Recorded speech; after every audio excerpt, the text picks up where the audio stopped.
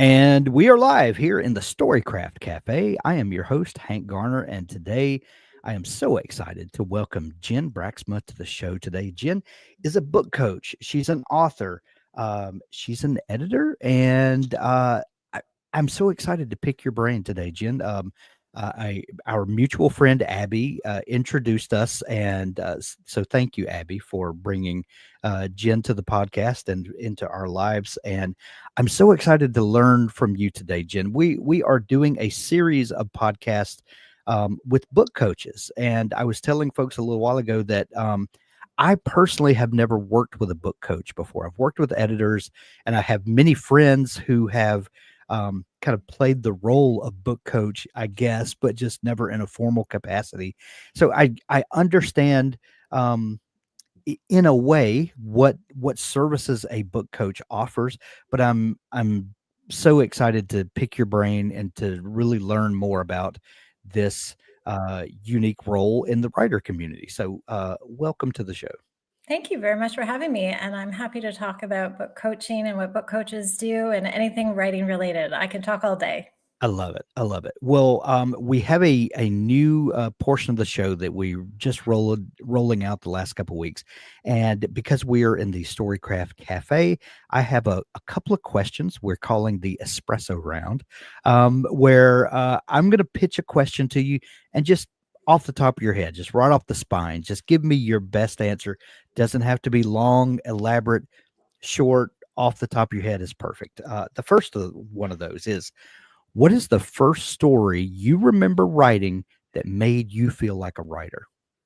I know that one. It's in Okay. fact a story that I use often with my clients to help them see the power of writing. I was 8 years old. I was writing a story about Santa Okay. and his reindeer. And so it was around Christmas time, obviously. And I don't even remember the plot of it, but I Yeah. remember being so excited about finishing.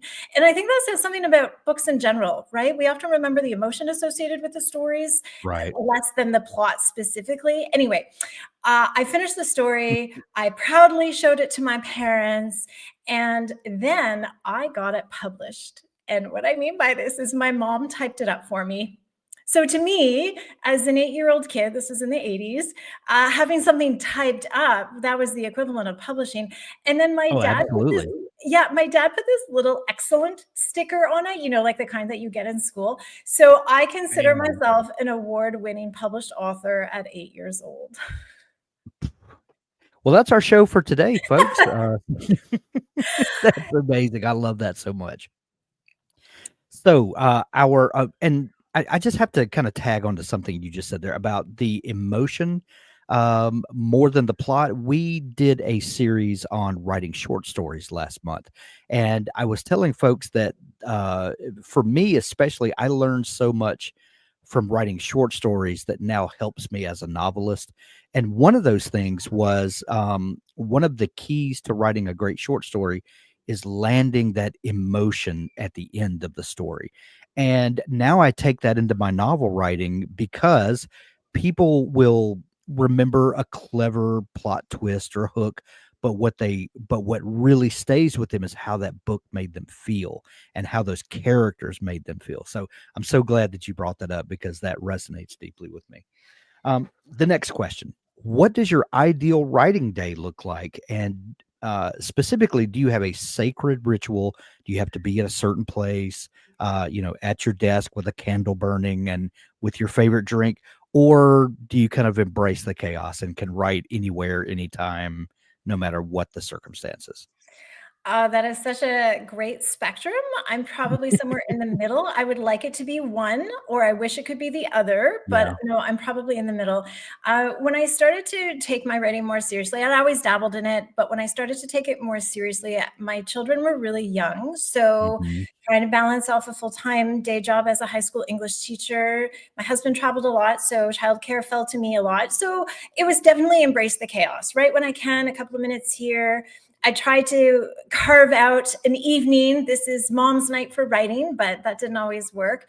As my girls got older and they became more independent, and they're now both off at university, the house is much quieter. I have much more time to myself. So I could now, in theory, create that sacred candle space.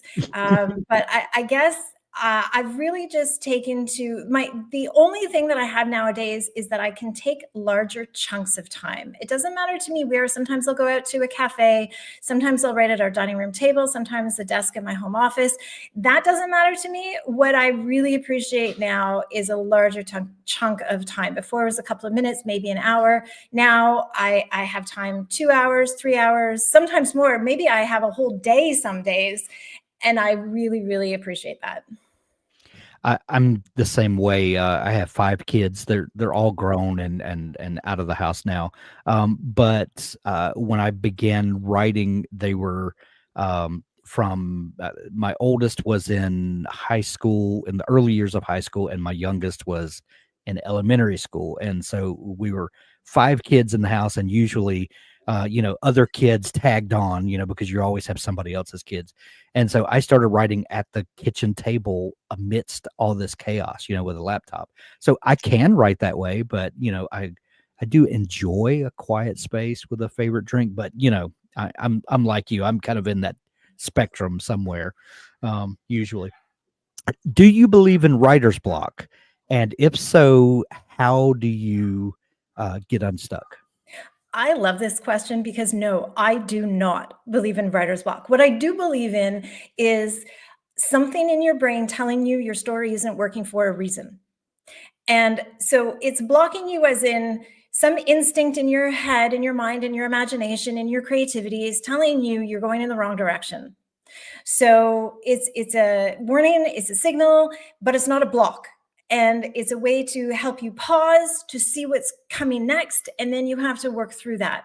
That's the hard part. And it's something that is easy for a lot of writers, me included, to say, okay, I don't know, I'm just giving up with this. So it feels like a block. But I learned long ago, I had a mentor colleague when I was teaching who would say that, there's no such thing as writer's block. Do ditch diggers get ditch digger block? No, they just keep going, and it's hard, tough work, but they just keep at it. And that stayed with me all throughout when I was writing my own work, as well as when I was teaching others, and now as a coach to clients. There are elements that are tough, challenging, that feel like you're totally blocked, but to me, it's really just a signal you're going in the wrong direction. Love that. Which part of the writing process do you love the most? First draft, revising, or the final polish? Okay, well, definitely the final polish because you're getting that much closer. But honestly, I would count final polish in that big container of revisions. So the outline for me, and I know there are many different formats and variations of outlines. So the outline process that I use that works for me, I find is one of the most challenging because it's hard to wrangle all of those ideas into something that resembles some structure. Right. The drafting, I truly love it because it's so great to see ideas come onto the page until the ideas don't come onto the page. And then I'm like, what am I doing? Why am I doing this? So the drafting stage is very much a love-hate relationship with that stage, which means when we come to revisions, whether it's major revisions or whether it's a final polish, I feel like I have something to work with. The story is out of my head, and now I'm just trying to sculpt it into the way that most fits the vision in my imagination. Yeah. So that feels the most rewarding. Gotcha. I understand that you were an English teacher. Yes. How did you, I love to hear the circuitous route that people go through to get, to the place where they are writing and publishing. When you were teaching English, and I know that you are a published award-winning author at age 8. We've established that already. But what was it that when you were working, Was there a desire, a dream of writing a novel at that point? Like, and what bridged the gap for you? Ever since that story when I was 8, that's what I was wanted to do. That's what I was going to do. I was going to be a novelist. Period, full stop. And then as I got older into high school, of course, I'm writing short stories and plays and poems and everything as I go, as a lot of young people do. And we get closer. I'm 18. I'm in my last year of high school. I proudly announced to my parents what I'm going to do, and I applied to creative writing programs. And my parents are very practical people, and they said, "Yeah, I don't think so." So they were both loving. They both had my best interest at heart, and so they suggested, and I quite foolishly believed when they said, "Why don't you go into journalism? Because that's the same as writing. It is writing."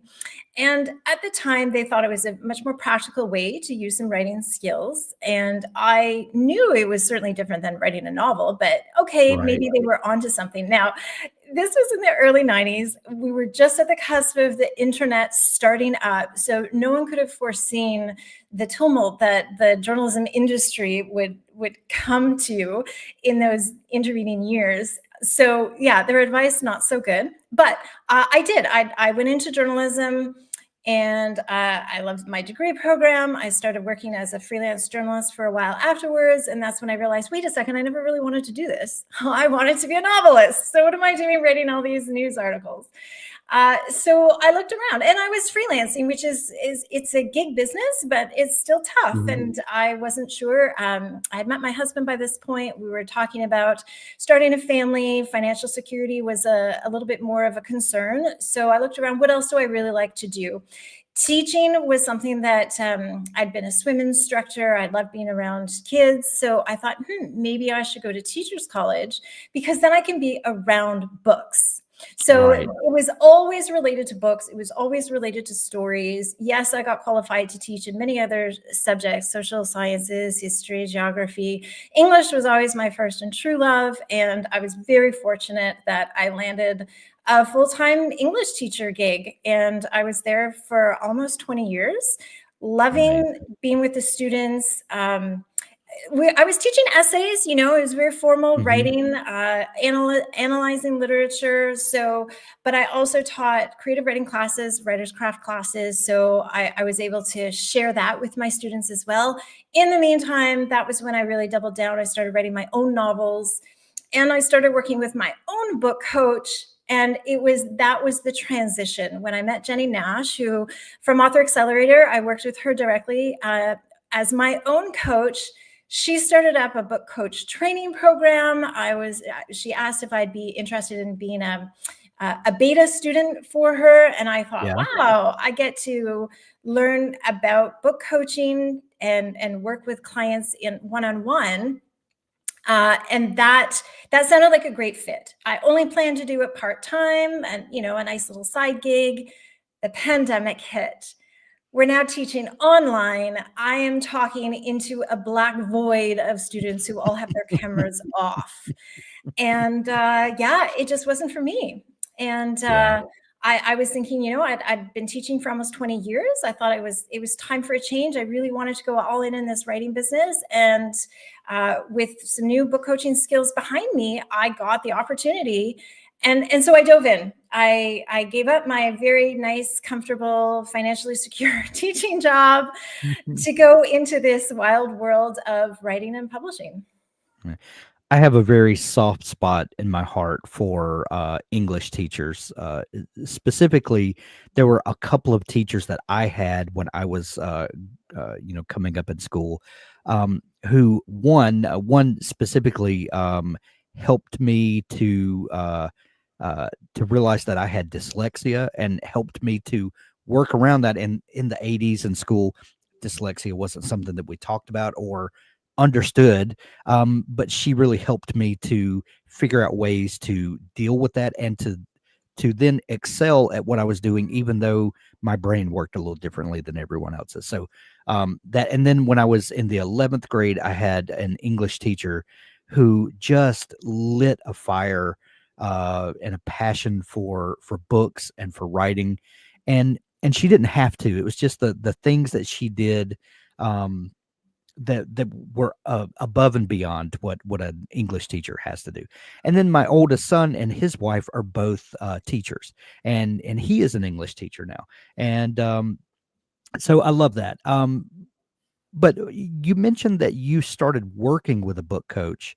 Um, what what kind of clued you into to that possibility? How did you find a book coach, and what did you expect from a book coach when you first went in? I had never heard of a book coach before. I was working on my own novels. I tried to do a lot of DIY, do it yourself Yeah. writing. I'd taken courses, both in person and online. I'd taken workshops. I read a lot of how-to books, but I always knew that those weren't the right media for me to best learn. I always wanted that mentor figure, somebody who could help me with my writing. But I also learned I did have an opportunity to work one on one with another writer. Yeah. But this particular writer didn't have the same kind of teaching skills. So it's Mhm. definitely a combination. Like he was a great writer, but not a great teacher for me. Sure. So I thought all is lost. I guess I just have to do this on my own. And I did. And I wrote my first novel with a lot of feedback. I did hire an editor. That came after the fact. And I was fortunate enough, I actually found a literary agent. I landed an agent and I thought, yay, big time, here I come. And I did not know, I was young and naive and innocent and still learning about the publishing industry, that it was possible for an agent to not be able to place your book. I thought agent to publisher and R you're right. good, you're golden. And she wasn't able to place the manuscript with the publisher. And I thought, okay, it's a setback, but hey, I got this far once, I'll just get further for the next one. So I Right. wrote another novel, start, finish, all on my own. Still knowing I was struggling, like knowing it wasn't terrific, but Yeah. I can do this. And I wasn't getting any traction. My agent had left the industry by this point, so I was Mm. now in search of a new agent and I wasn't getting anywhere. So I started to just do some more research on literary agents. And I came across an interview with an agent who had been interviewing Jenny Nash, book coach. And I'm like, what in the world is a book coach? And the more I learned about it, like a sports coach, there's somebody there to help you one-on-one. And I thought, my goodness, that's exactly what I needed. That's what I've always thought, but I just didn't know there was a vocabulary word for it. I Right. reached out to Jenny and she said, okay, show me your first, I think it was 5 pages, 10 pages, something like that. And I did. And she came back and she said to me, and in a much, much nicer way than what I'm about to say, she said, okay, this is terrible. You're going to have to start over. And you know what I said? Okay, thank you. How do I do that? I wasn't nearly as crushed as I expected to be, because here was somebody finally willing to say, here's how you do it. She was able to point out to me things I thought I was doing, the infamous show don't tell. I'd Yeah. read so much about it, I'd learned about it, I'd heard about it. I figured I was doing it. I was not immune to it. I was aware. It was obvious to me, but no, I hadn't quite gotten it, but I didn't know I wasn't getting it until Jenny looked at my specific pages. Not a generic, hey, here's an example from, this famous author. Mhm. It was very much, this is what you're not doing right. Here's how to do it. Here's an example of how to do it. And so I worked with her on my first novel, and it later got published. Evangeline's Heaven came out in 2022. And then I worked with her on another novel, Amaranth, that came out in 2024, just last year. Both of them are young adult novels.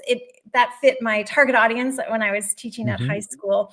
So it was the one-on-one feedback that most helped me. And Jenny was so enthusiastic. And that's what I try to bring to my clients now too. As a book coach, there are three main things that I got from Jenny and that I do my very best to try to give to my clients. One is the technical expertise.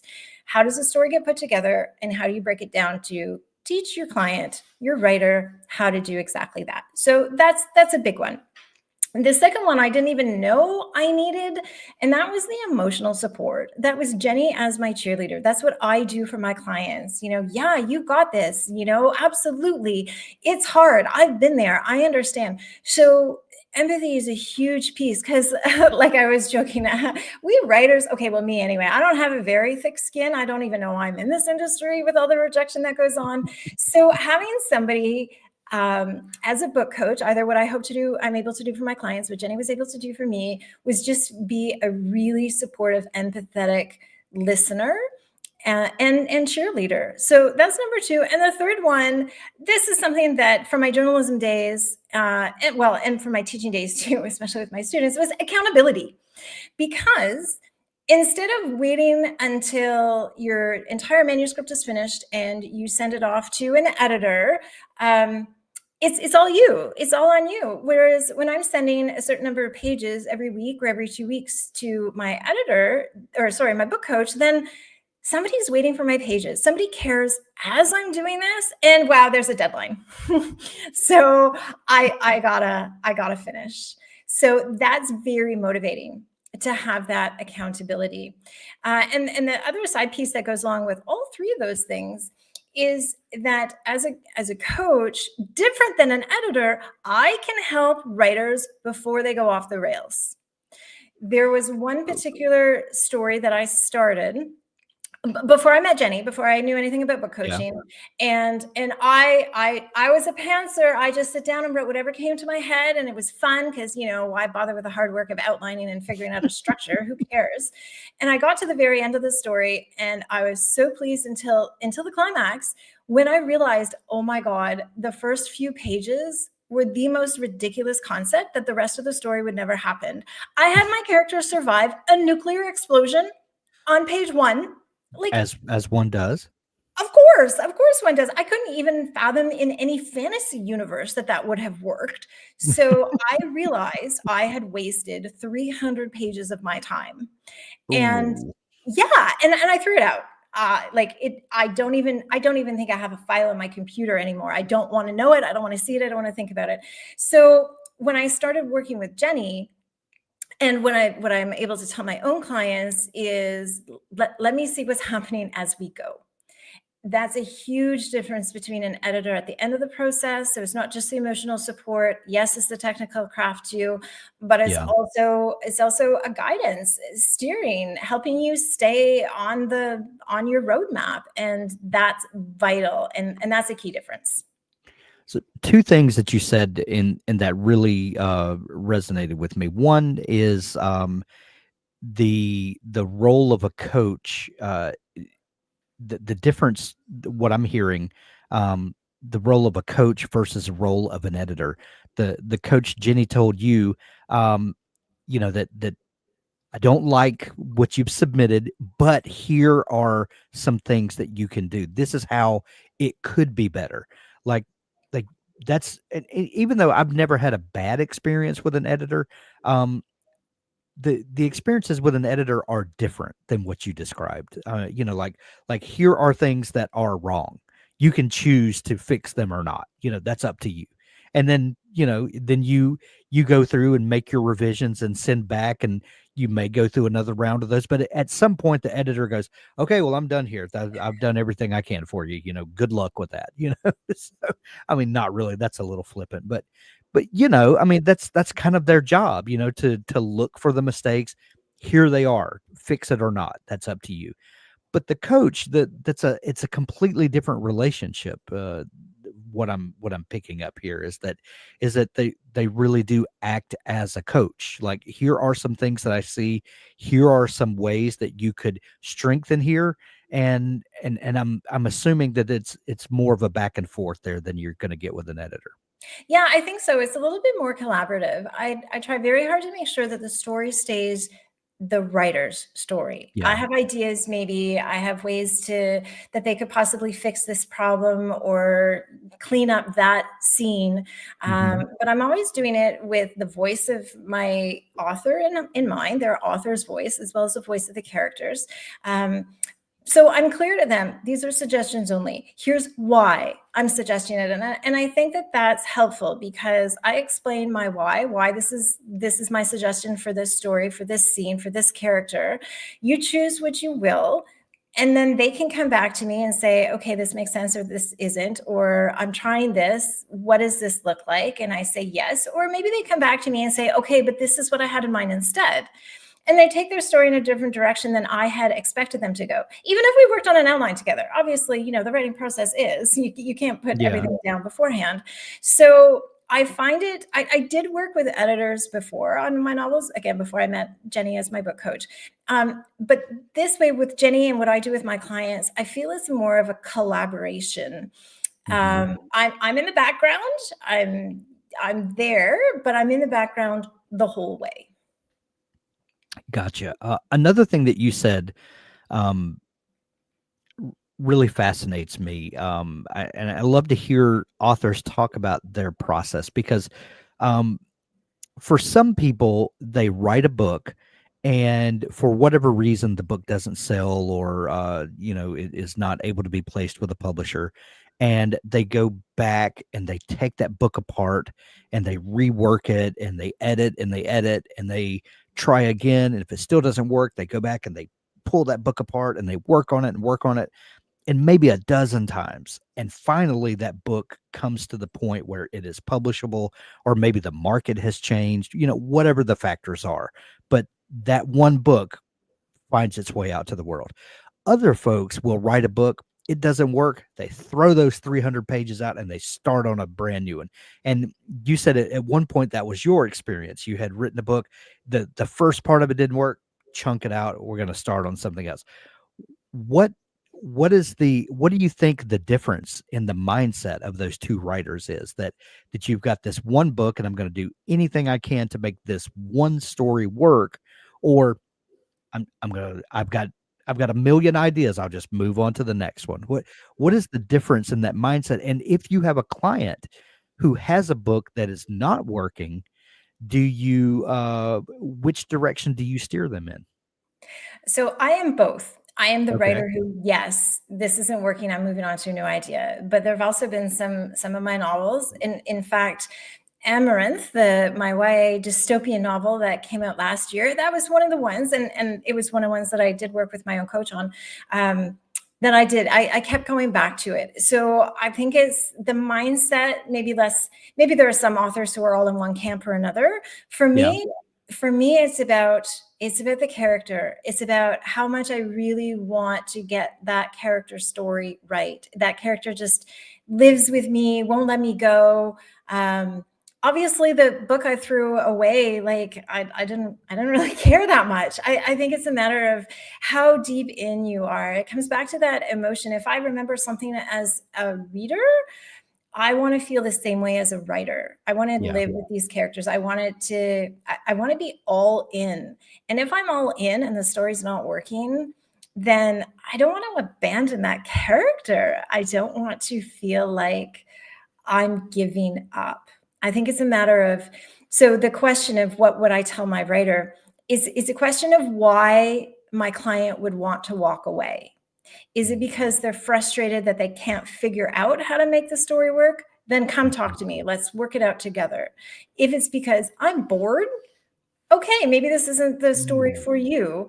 And sometimes it's maybe I'm not good enough. There's so many what everybody else calls insecurities, but what I call just like regular writer brain.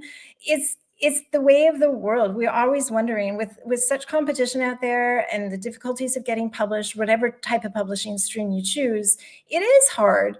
And people forget that. And so therefore they think I'm not a good enough writer, or why can't I get this out?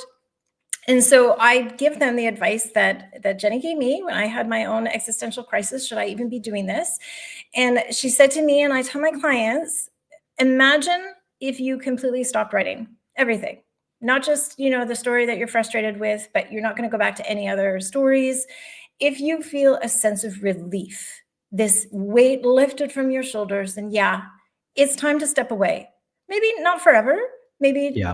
a week, a month, a year, it doesn't matter. But if you feel that instinctive sense of relief that you don't have to worry about the story anymore, yes, please walk away, because you're just going to bang your head against that brick wall.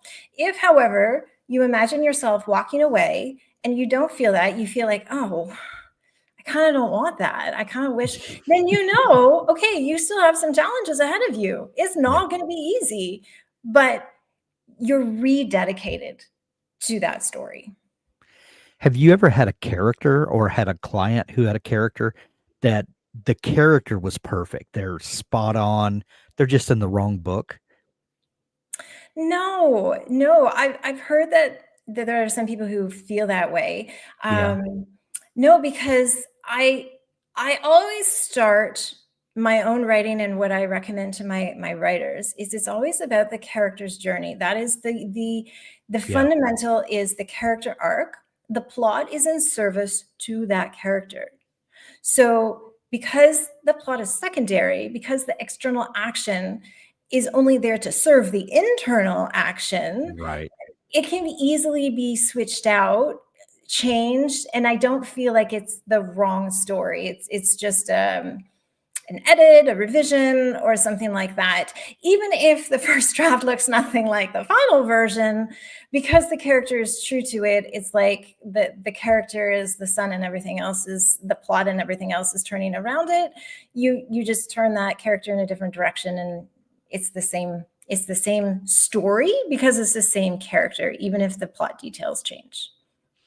I was hoping you would have a form of that because I'm with you. I think plot is character, and if they're in the wrong book, the book becomes what this character because they are driving the story. So yeah, I agree with that.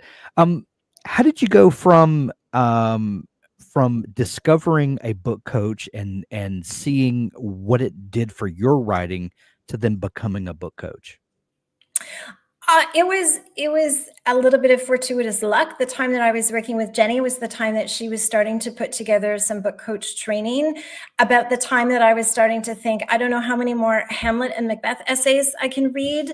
So let me tell you, that number is limited. Yeah, It's I, finite in the end how many you can read. And I'll bet. yeah, so I thought that this might be a nice transition. As I said, it was always meant to be a bit of a side gig, something as a nice outlet. And then, Yeah. the world changed on us, and I thought that this is my opportunity. Did I think of it as an opportunity as I jumped into self-employment and entrepreneurship? Oh my goodness, no. I was like, what am I doing here? Yeah. It wasn't a great time. Like, our kids were in high school, but preparing for university, and that's not cheap. And we had a Right. plan, and I just, blew up our financial plan. And so was this really worth it? But what it came down to, putting aside the jokes about not liking to mark essays or anything like that, I'd wanted to write since I was 8 years old. I was doing that, but I wanted more. I wanted more than just a couple of hours on the weekend to write. I wanted to be immersed in this writing life. How was I going to do it? Book coaching was a way for me to make some money, yes, to immerse myself with other writers, and to do it in a way. There are many opportunities in the writing world, some Mhm. harder to come by than others, absolutely. But I loved the one-on-one aspect. And so it turned out to be a good fit as a way for me to make a living in this writing world, one-on-one, doing what I love, talking about stories, helping people with stories. That also gave me a chance for some more flexibility. So I certainly have more time in my own day and my own week for my own writing than I ever did before. Nice. When someone comes to you and says, "Jen, I'm a new writer. I have a book that I've written, or maybe I'm halfway through a book. Um, I have these goals. I could envision myself as a published author, but I'm struggling. Like, how do you approach that relationship, and what do you ask from them, and kind of how do you establish the working order?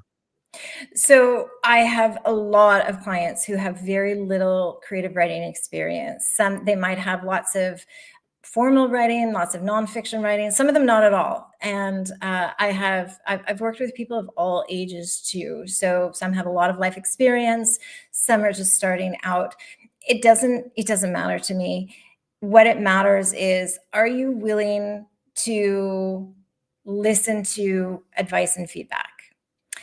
if they don't have to agree with everything that I say, but they need to have an open mind to be willing to learn from what I have to say. That's really it. That's the only criteria. So I know that there are book coaches out there, and everybody has their own process. So they might have intake forms, tell me about Mhm. this, tell me about your experience here, send in the first 5 pages or whatever the case is. For me, all I ask, hey, send me an email, let's chat. On our intake call, if you will, tell me about your writing goals. Tell me about your writing project. What do you hope for? Now, let me tell you about how I work as a coach, what my philosophy is writing in, and let me see how I can help you. Usually, we're starting back, regardless of where they are. I have different services, so I want Mhm. to try to customize the service that fits their need the best. But oftentimes it comes down to, let's go back to the beginning. Let's strip back your story to the skeleton. Or if you haven't yet started your story, let's build it as a skeleton, as a foundation on up. So let's get to the heart of it. That, like we were talking about, that the story is about the character and the character's arc. Right. Let's focus on that and build around it, as opposed to, if somebody doesn't know a lot about how to put a book together, they may think, act one, we see the gun on the wall. Act two, a character takes the gun off the wall. Act three, somebody uses the gun. Right. That's great. Let's incorporate that gun in your murder mystery if you want, but let's not start there. So if they're willing to listen, learn, and be receptive to my suggestions, I'm happy to work with you. We had a great question come in from B. I'm going to pop it up on the screen here. Whoop, wrong one. Sorry about that. The comments moved on me. Jen, do you work with the same authors on more than one book? I am fortunate that I do have some clients who have come back to me to work on a second novel with me. It comes down to, and I completely understand this, again, from my own perspective as a writer, it comes down to financial resources.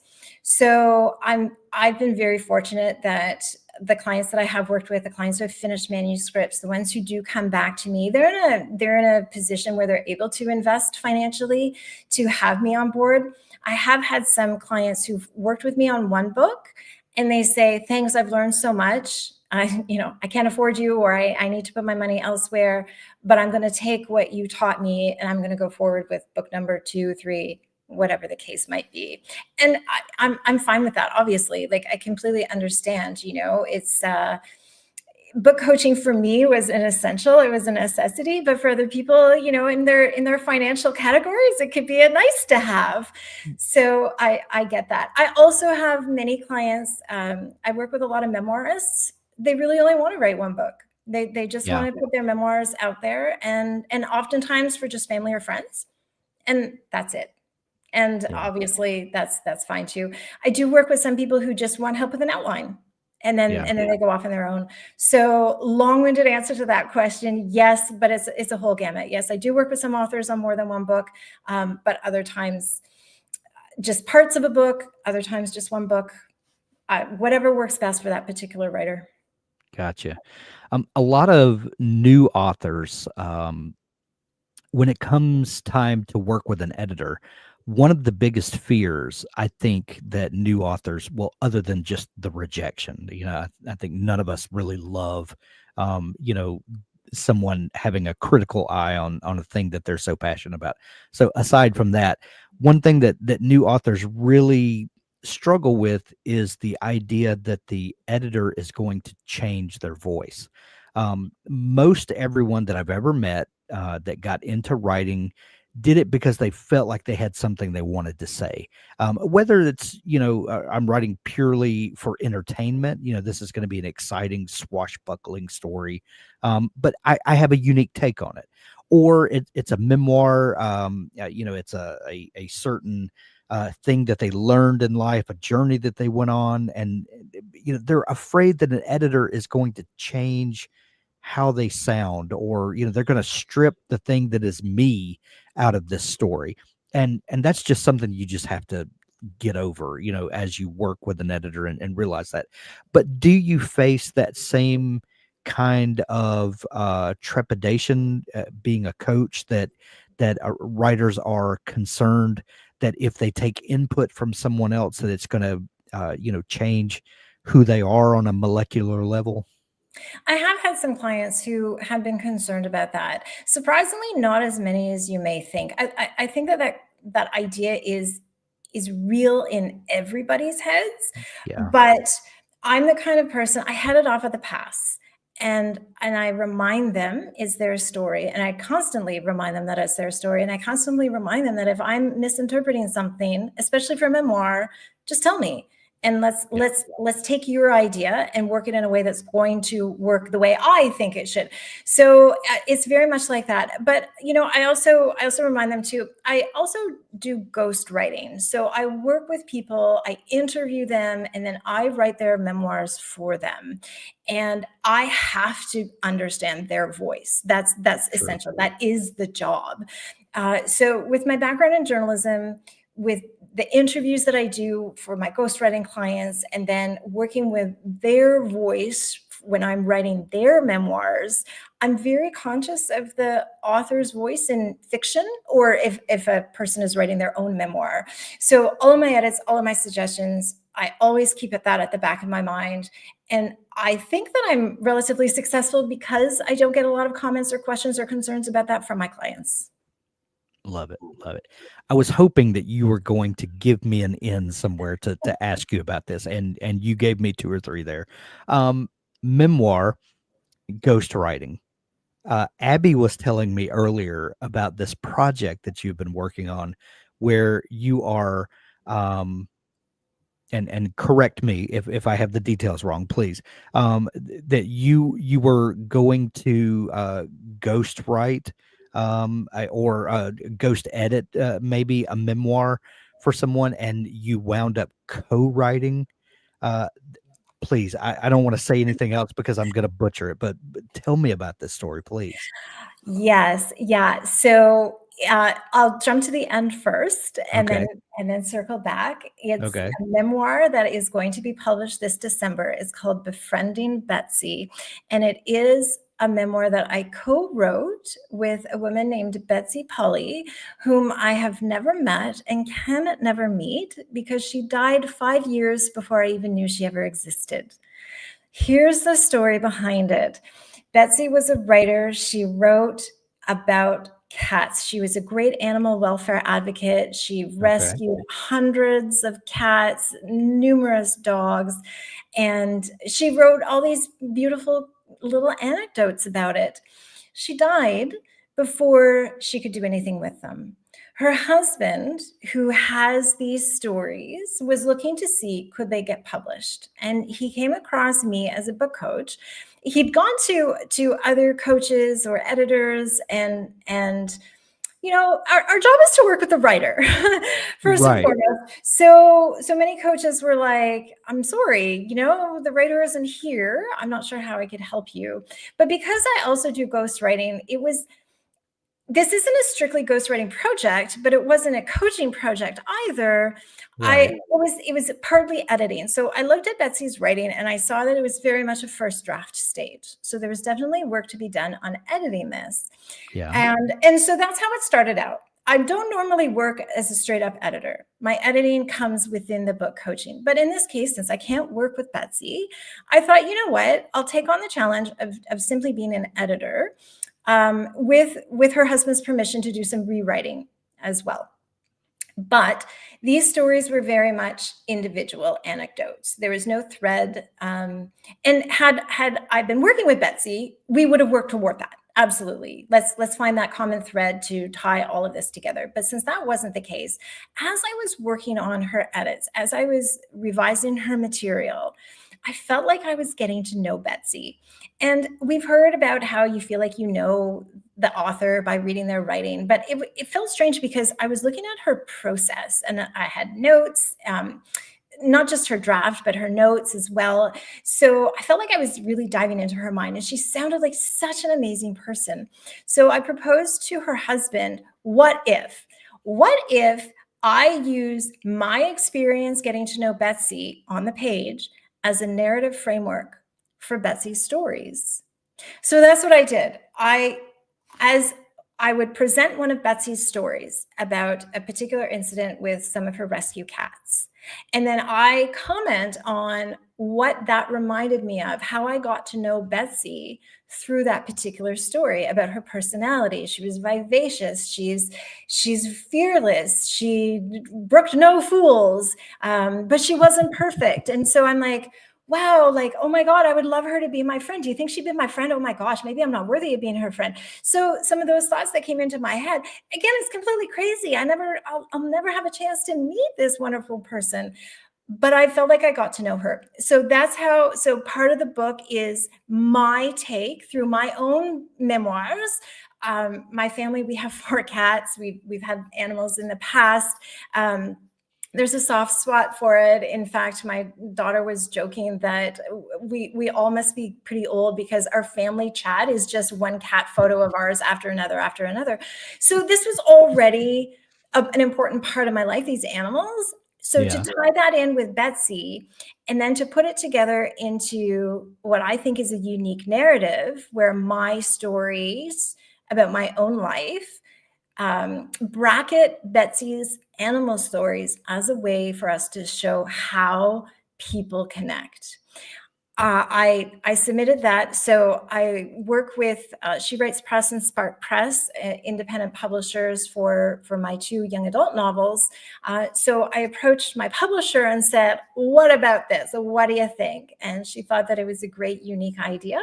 So yeah, so it's coming out this December. It was a very unique coaching slash editing slash ghostwriting slash author job. That is so amazing. How did you broach the idea with Betsy's husband? And Uh, what was that response like? yeah, to be honest, perhaps, there's people on the, like, I don't know, the Dragon's Den or whatever those TV shows are, the Shark Tank, where, they're pitching a business plan and they're thinking Right. like, oh my gosh, this is it. I felt really nervous. Like I did certainly put together a plan and I explained what it was about Betsy's stories that was lacking, this narrative thread. And that he would have a much better time for those stories getting published if there was something like that. Hey, here's a really strange out there idea. What do you think if?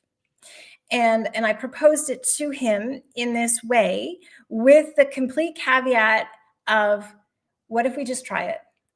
And if it doesn't work, it doesn't work. If you don't like Yeah. it, we strip out everything of me and we'll go back to looking for another way to connect all of Betsy's stories. And Chips was all in. I mean, credit to him. He's like, okay, you're the writer. You see what you can do. So it was, I was hesitant, but Yeah. I'm pretty proud that I was bold enough to put that proposal forward, and it's working. That is so amazing. What a unique spin on. Well, and it shows the connecting power of stories that these 2 lives that are, completely disparate, are, found a connecting thread, and now other people will feel connected to your story and to Betsy's story in such a profound way. I'd like to think so because it is such a heartwarming story. I Yeah. certainly love to read memoirs, and I'm always touched by the intensity of a lot of people's stories, often the trauma that they've had to live through and persevere through. And and and this story with Betsy, like it's so sad that I'll never get a chance to meet her, that her life was cut short. She died of cancer. But it's so heartwarming. It's so, I just, it was such a wonderful project to work on, to get to know this lady and to feel good about these connections, because ultimately I think you're absolutely right. That's what reading and writing is all about. We're making connections with our reader. Yeah. And what as a reader, that's what I love. Yeah. Well, you obviously, have coached memoir, people that are writing memoirs. And I know you yourself, you've mentioned that you, have written young adult and, some magical tales. Are there certain genres that you feel like that you can coach better? Are there writers that write certain areas that you feel like you can coach better than, or does the genre that they're writing in even matter? Like, can you help someone no matter what they're writing? So the short answer is yes, if it's fiction or memoir.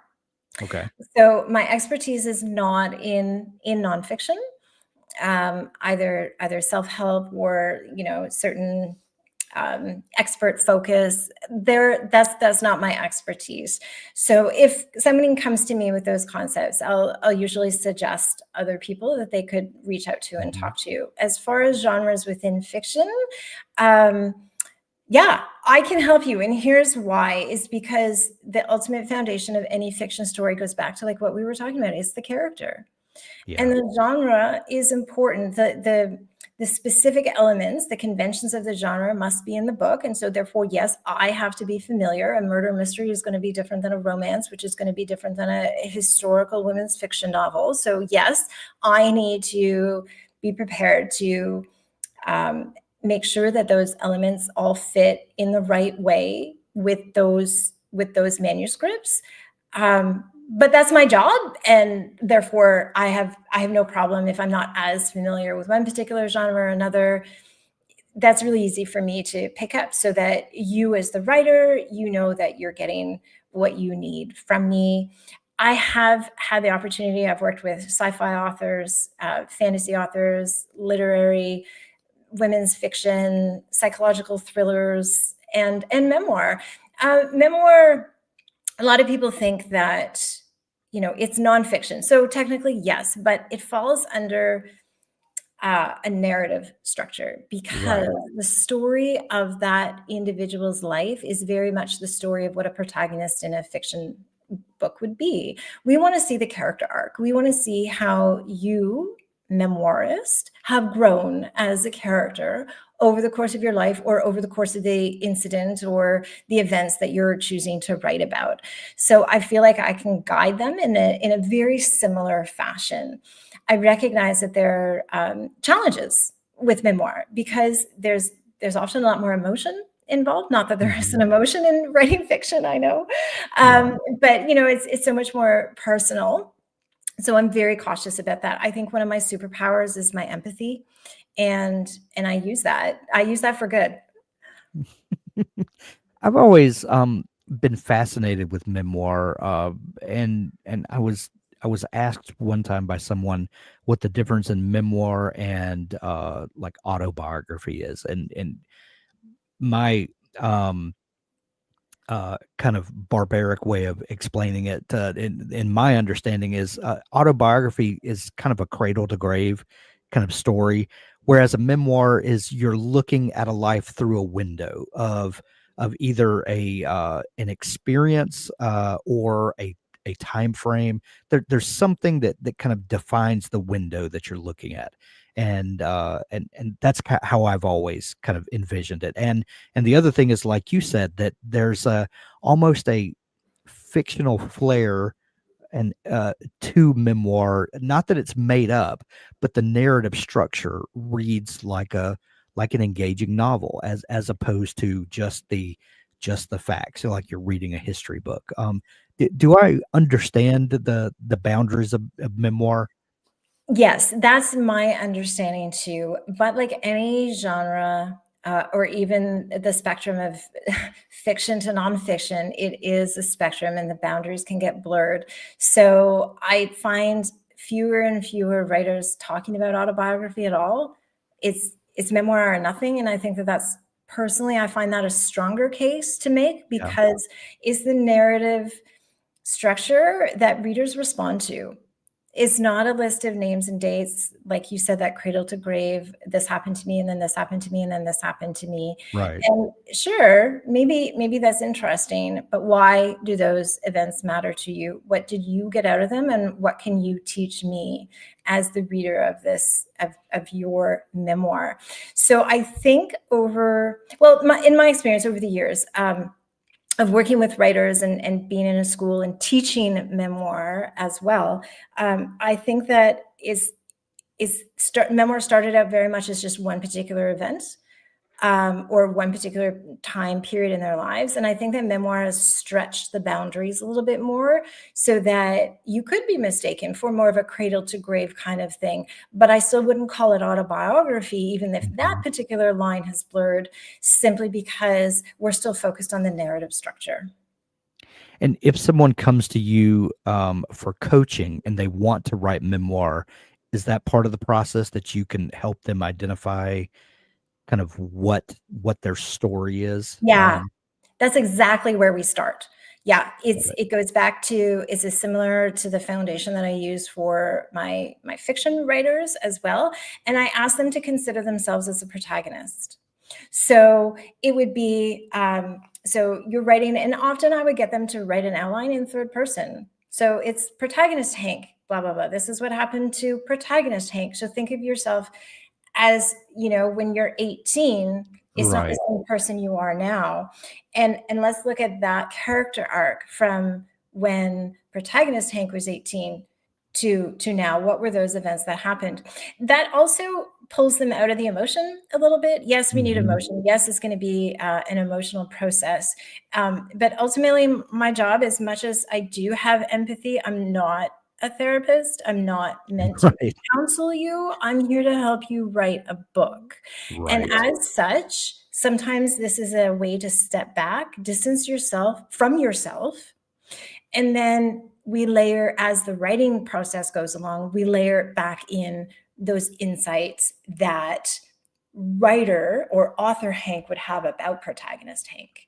And so those two, that separation, that's different than what I would work with in a novel, in a fiction piece.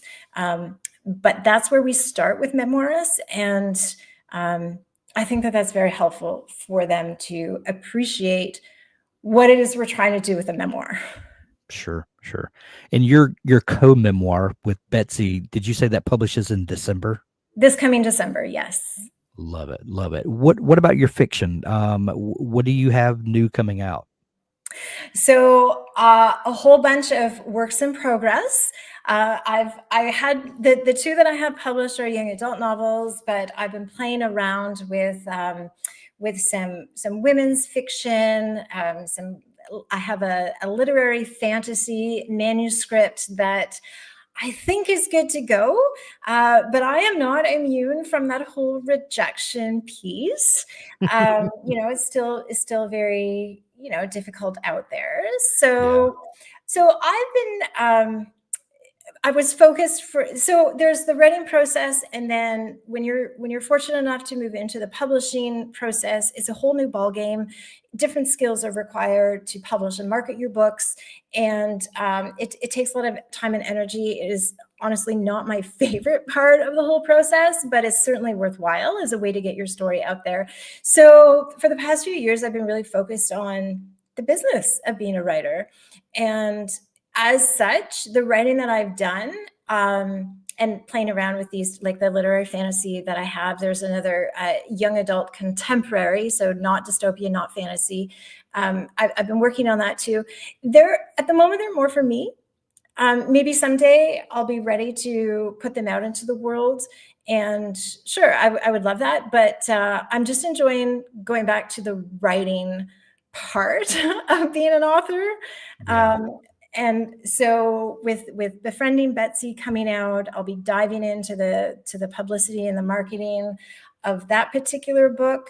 So for the rest of my own writing, I'll just focus right now, me and myself, my computer, and then we'll see what happens about how to get that out into the world down the road.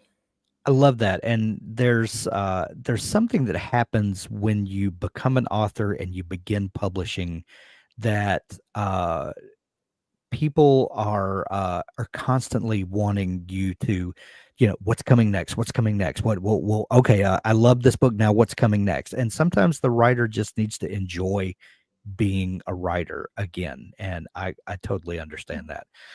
If someone is looking to take on your services as a coach, where can they find you, and kind of how do they get that ball rolling? Yeah, they can go to my website, jenbraaksma.com. My email address is there. That's the best way to get a hold of me.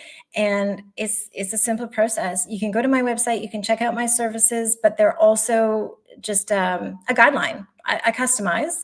So the best bet, go check out my pages, send me an email. Really, once I get a chance to email you individually and talk to you, we take it from there. Great. We'll put that in the show notes to make it easier for folks to find you. Jen, this has been an enlightening and fun conversation. Thank you so much for taking time to come on the show. Thank you very much for having me. And thank you all for joining us in the chat. We will see you next time.